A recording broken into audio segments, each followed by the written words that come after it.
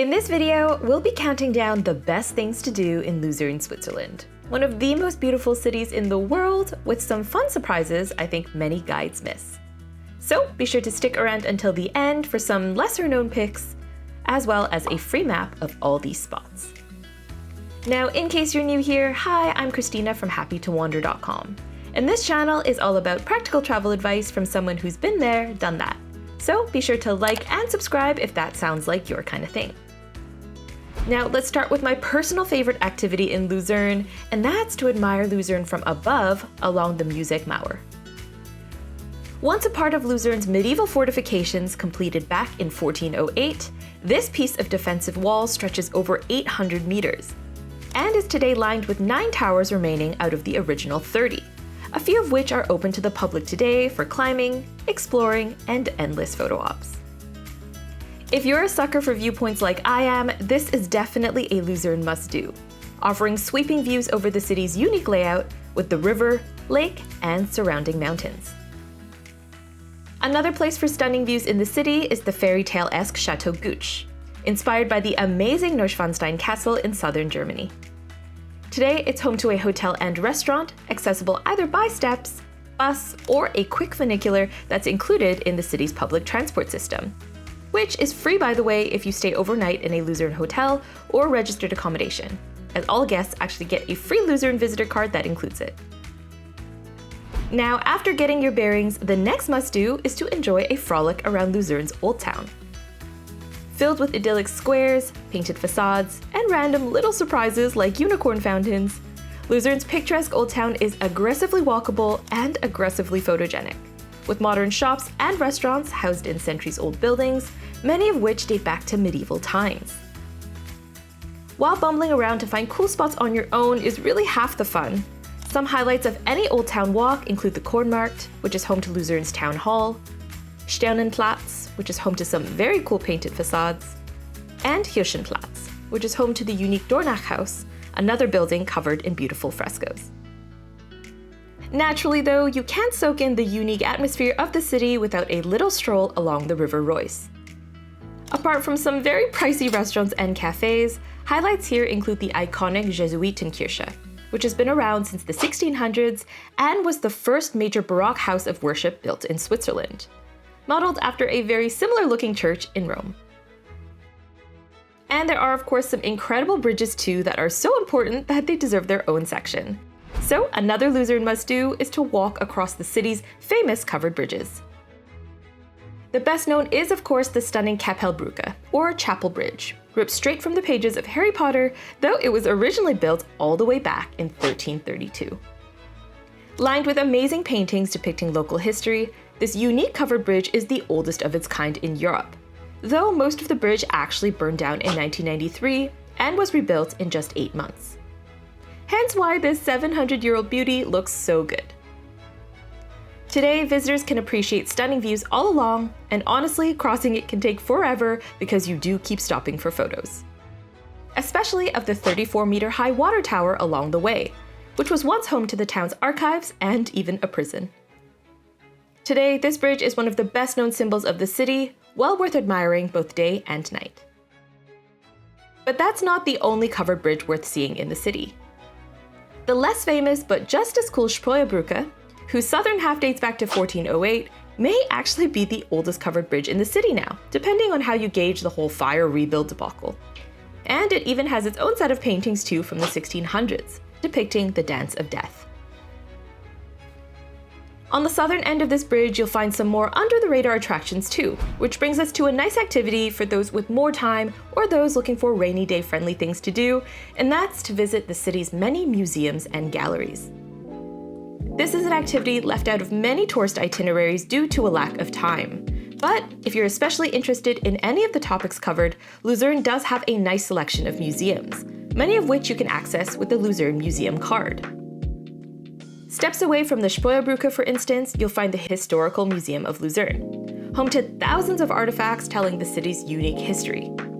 Though I must warn you, it's fairly overwhelming, with all the information available through digital tablets, so it feels a bit more like a treasure hunt than a conventional museum.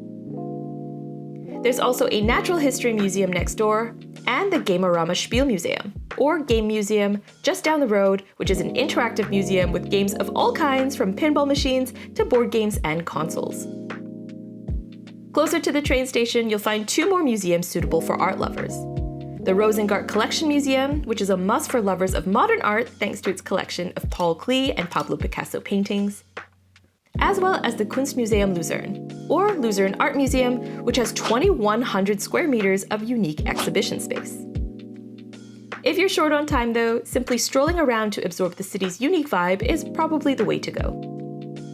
Now, heading slightly out of the main city area, you can enjoy another quintessential Lucerne must-do, which is to visit the famous Lion Monument. This sandstone memorial was in honor of the Swiss mercenaries who died during the French Revolution, and consists of an incredibly sad lion carved directly into the sandstone, once described by Mark Twain as the most mournful and moving piece of stone in the world. So yes, I'd say it's very much worth seeing. Close to here, you'll also find 2 of Lucerne's lesser-known attractions that many visitors miss, including the Glacier Garden, which is an ensemble of various attractions that show how local landscapes evolved with time to what we see today, with unique draws like glacial potholes dating back to the last ice age, and fossils from millions of years ago.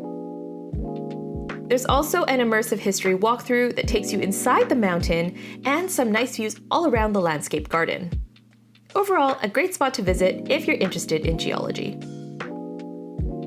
Nearby, you'll also find the Bourbaki Panorama, a unique attraction that brings to life a chapter of Swiss history dating back to the winter of 1871, when 87,000 French soldiers fled to Switzerland during the Franco-Prussian War and given aid by local villagers and the Swiss Red Cross. Their commemoration tool of choice? Of course, a giant circular painting, measuring 112 by 10 meters. You've probably never seen a painting like this, and the attention to detail is pretty cool.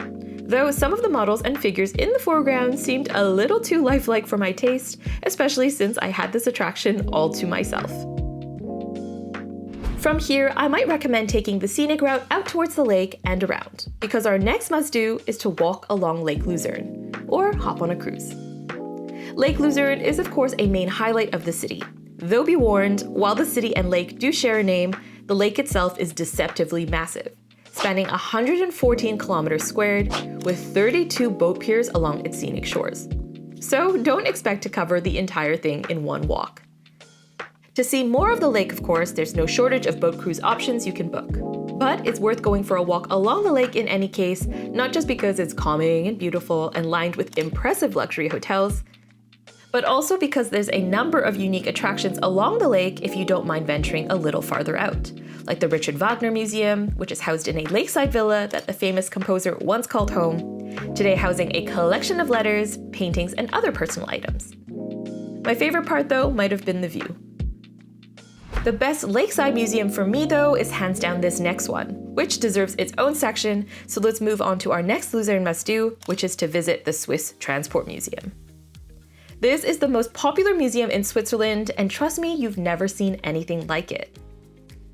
Spread across 20,000 meters squared of exhibition space, this museum is dedicated to transport in all forms, from aviation and cars, to rail, and even space travel.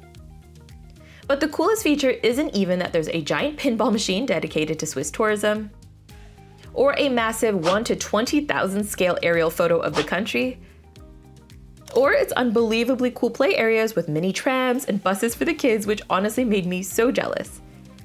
It's that the whole space is super interactive, so you can get on board trains and boats, interact with countless displays, and I swear I even saw people test driving cars. There are also some other cool attractions on site like a planetarium, theater, VR experience, and the Swiss Chocolate Adventure. So you could easily spend a full day here.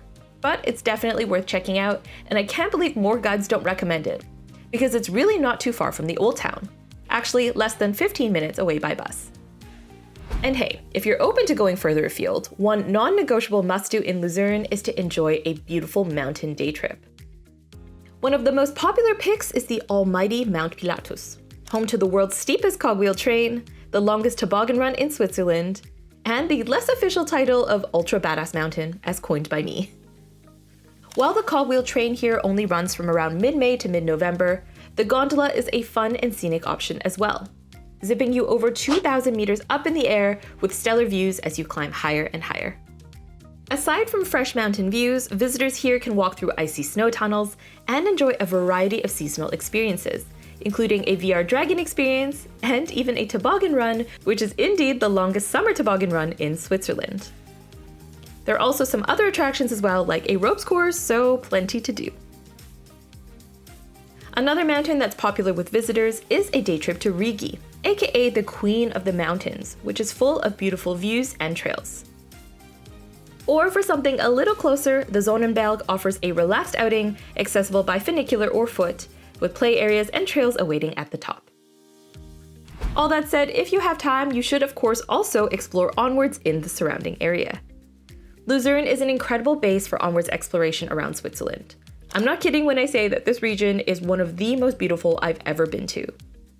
Some really amazing sites close by include the Hammerschwan lift, which is the highest outdoor lift in Europe with a height of just over 152 meters, Flölen, which boasts gorgeous lakeside views, Meichingen, just over an hour away, where you'll find the Reichenbach Falls, immortalized in Sherlock Holmes, with its own Sherlock Holmes museum, and also some obscure bragging rights as where the meringue was invented. Or if you're feeling extra adventurous, you can even do stuff like paragliding, or simply enjoy one of the countless amazing trails nearby. And by the way, if you want to enjoy any of these day trips in style, do know that Swiss tourism is next level, and they have tons of different package deals that include boats, funiculars, you name it, so that you can make the most of the journey. Alright, thanks so much for watching. You can check here for the free map of all the locations mentioned in this video, and be sure to like and subscribe for more travel videos just like this one. See you next time. Bye!